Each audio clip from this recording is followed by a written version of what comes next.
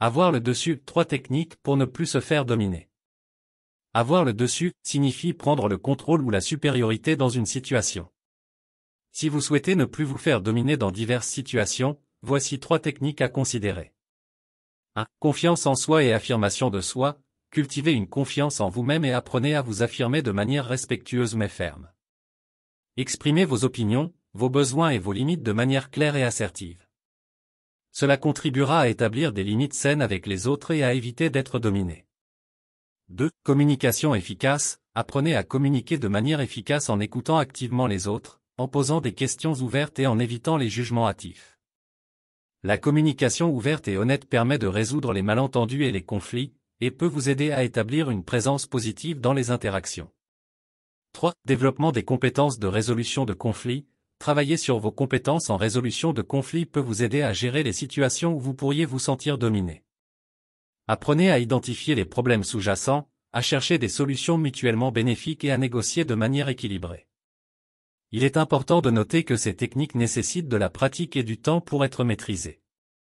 De plus, il est essentiel d'adopter une approche positive et respectueuse dans toutes les interactions, car le but n'est pas de dominer les autres, mais plutôt d'établir des relations équilibrées et respectueuses. Voici 3 exemples concrets pour chaque point que je viens de vous exposer, illustrant comment vous pourriez appliquer ces techniques dans des situations quotidiennes. 1. Confiance en soi et affirmation de soi. Situation: lors d'une réunion au travail, vos idées sont constamment ignorées par un collègue plus dominateur. Réaction sans affirmation: vous restez silencieux et acceptez la situation. Réaction avec affirmation: vous dites poliment, j'apprécie vos idées, mais j'aimerais aussi partager la mienne. Pouvons-nous prendre un moment pour écouter ce que j'ai à dire? Situation: votre ami vous demande de faire quelque chose que vous ne voulez vraiment pas faire. Réaction sans affirmation: vous acceptez malgré votre réticence.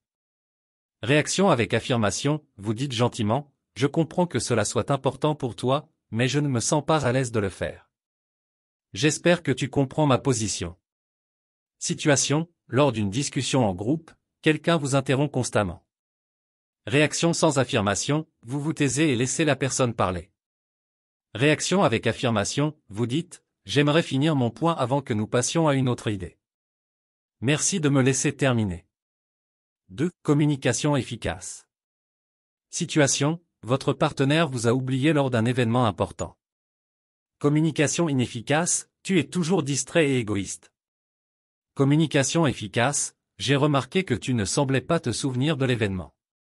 Peux-tu me dire ce qui s'est passé? Situation: un collègue a fait une erreur qui affecte votre travail. Communication inefficace: tu as vraiment tout gâché, tu es incompétent. Communication efficace: j'ai remarqué une erreur dans le projet. Pouvons-nous en discuter pour comprendre ce qui s'est passé et trouver une solution? Situation: votre ami semble distant ces derniers temps. Communication inefficace: tu ne t'intéresses plus à moi, n'est-ce pas? Communication efficace: j'ai remarqué que nous n'avons pas passé beaucoup de temps ensemble récemment. Y a-t-il quelque chose qui te préoccupe? 3. Développement des compétences de résolution de conflits.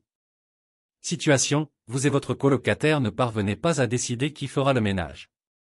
Approche non constructive: ignorez le problème en espérant qu'il disparaisse. Approche de résolution: organisez une discussion calme pour partager vos attentes et trouver un compromis, comme établir un planning de tâches. Situation: vous avez un désaccord avec un ami sur le choix d'un restaurant.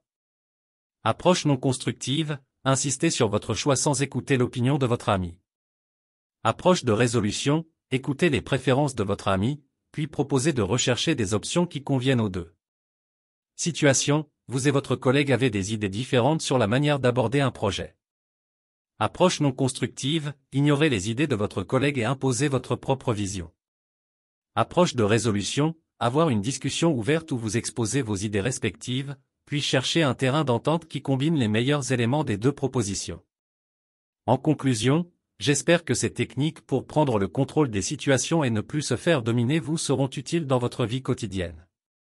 Se doter de la confiance en soi, de compétences de communication efficaces et de la capacité à résoudre les conflits sont des atouts précieux pour naviguer avec succès dans diverses interactions.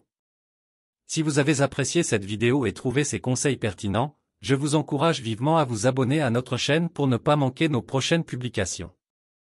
N'hésitez pas à partager cette vidéo avec vos amis et votre famille, car vous pourriez aider quelqu'un à gagner en confiance et à améliorer ses compétences relationnelles. Votre opinion compte énormément pour nous. Alors, si vous avez des questions, des commentaires ou des expériences à partager, n'hésitez pas à les laisser dans la section des commentaires ci-dessous. Vos réflexions constructives nous aident à créer un contenu qui répond à vos besoins. Merci infiniment de nous avoir accordé votre temps et votre attention. Continuez à travailler sur vous-même et à appliquer ces techniques pour créer des relations plus équilibrées et épanouissantes. À bientôt dans nos prochaines vidéos.